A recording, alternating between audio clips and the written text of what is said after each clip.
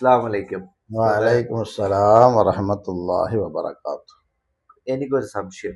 നമ്മുടെ സമൂഹത്തിൽ ഇപ്പോൾ ധാരാളം മഞ്ഞ കല്യാണം, ചുവപ്പ് കല്യാണം, അങ്ങനെ ഈ മുട്ടായി കൊടുക്കൽ വളരെ ശരിയാണ്. അങ്ങനെയൊക്കെ ആയിട്ട് കുറേ ദൂർത്തുകൾ വന്നിട്ടുണ്ട്.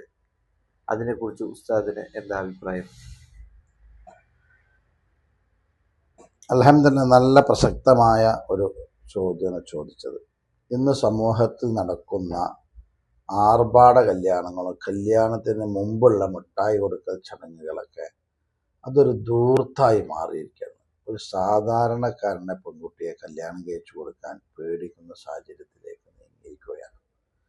സമ്പന്നർ അവരുടെ സമ്പത്ത് വെച്ച് നടത്തേണ്ട പരിപാടികൾ അതും ധൂർത്ത് നിയന്ത്രിക്കേണ്ടതാണ്. സമ്പന്നരായ ആളുകൾ ആ സമ്പന്നരെ കിടപിടിച്ചുകൊണ്ട് പലിശക്കെടുത്തും കടം വാങ്ങിയും അതുപോലെ സാധാരണക്കാരിലേക്ക് ഈ കല്യാണം ഇറങ്ങി വന്നത് സമൂഹത്തിന് വലിയ ഒരു അപകടമാണ്.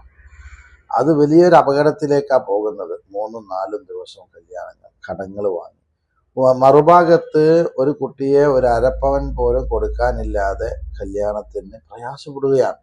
നമ്മളൊക്കെ സമൂഹ വിവാഹം നടത്തുന്ന മുഹീസുന്ന സാന്ത്വനത്തിൽ എല്ലാ വർഷവും നടത്തലുണ്ടല്ലോ.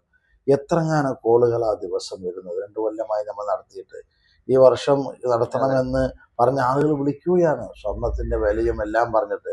എന്നാലും മറുഭാഷത്തെ കടവും പലിശക്കെടുത്തിട്ട് ചോറുകൾ വേസ്റ്റാക്കി ഡാൻസും കൂത്തും മറ്റേതുമായിട്ട് വാടകയ്ക്ക് ഡാൻസിന് ആളുകളെ വിളിച്ച് 3-4 ദിവസങ്ങൾ പരിപാടി നടത്തുന്ന സാധാരണക്കാര് അവർ നടത്തുന്ന വലിയ തെറ്റാണ്. അത്തരം തെറ്റുകൾക്കൊന്നും നാം കൂട്ടുനിൽക്കരുത്, പ്രചോദനം കൊടുക്കരുത്.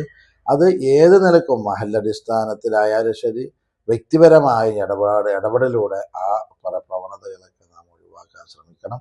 അതിലൂടെ ധാരാളം കുട്ടികൾക്ക് എന്താകും, വലിയ ഒരു ജീവിതത്തിന് ഒരു കല്യാണം കഴിച്ചു കൊടുക്കുന്ന ഒരു സന്തോഷ രക്ഷിതാക്കൾക്ക് നല്ലൊരു സന്ദേശമായി മാറും. മറിച്ച് ഇത്തരം കല്യാണങ്ങൾ, മഞ്ഞ കല്യാണം, പച്ച കല്യാണം, ആഡംബര കല്യാണങ്ങൾ കടവും പലിശക്കൊക്കെ എടുത്ത് ചെയ്യുമ്പോൾ ധാരാളം കുടുംബങ്ങളുടെ സമനില തെറ്റുകയാണ്. വലിയ പ്രതിസന്ധി, കല്യാണം കയ്യിലുള്ള കടത്തിലേക്ക് പോവുകയാണ്, പ്രയാസത്തിലേക്ക് പോവുകയാണ്.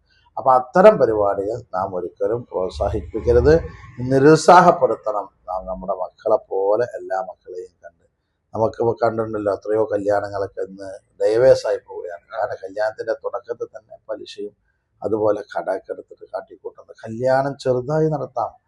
കോവിഡ് കാലത്തൊക്കെ നമുക്ക് അല്ലേ 6 പേര് വെച്ച് കല്യാണം കഴിച്ചു. ഇപ്പോഴത്തെ സാഹചര്യങ്ങൾ അതുമായി നമുക്ക് അത്ര കമ്മി അല്ലെങ്കിൽ കുറഞ്ഞ ആളുകളെ വെച്ച് നമുക്ക് എന്ത് ചെയ്യാം, കല്യാണം നടത്തി മാതൃകപരമായി നമുക്ക് ഒരു കല്യാണം നിക്കാഹൊക്കെ നടത്തുമ്പോൾ ആ ദാമ്പത്യത്തിൽ സന്തോഷം ഉണ്ടാവും. അതിൽ നല്ല നല്ല സ്വാലിഹായ മക്കളെ കിട്ടും. ഇപ്പൊ മക്കൾ ജനിക്കുന്നതിന് കണ്ണില്ല, പലവിധ ന്യൂനതകള്. അത് കല്യാണത്തിൽ തന്നെ എന്താണ്, ഇങ്ങനെ ഹറാമുകൾ നടക്കുമ്പോൾ ഉള്ള പരീക്ഷയാണ്. അതുപോലെ മിഠായി കൊടുക്കുമ്പോൾ ഫോർ കൊടുക്കുന്നു, നിക്കാഹിന് മുമ്പ് തന്നെ ഹറാമുകൾ നടക്കുന്നു. ആ മിഠായി കൊടുക്കൽ തന്നെ എന്താണ്, പലിശക്കെടുത്തുള്ള മിഠായി കൊടുക്കുന്നു. 10,000, 20,000, 30,000 മിഠായി, അതൊരു ചടങ്ങായി. ഒന്നുമില്ലാത്ത ചോറ് വരുന്ന ആളുകൾക്ക് ഒരു ഫംഗ്ഷൻ നടത്താൻ തന്നെ പെണ്ണിന്റെ വീട്ടുകാർക്ക് സമ്പത്തില്ലാത്ത ഗതികൾ. അപ്പൊ അതൊക്കെ നിരുത്സാഹപ്പെടുത്തേണ്ടതാണ്. ചോദ്യം പ്രസക്തമാണ്. സനൂഫിന്റെ ചോദ്യത്തിന് വലിയ സ്വാഗതാർഹ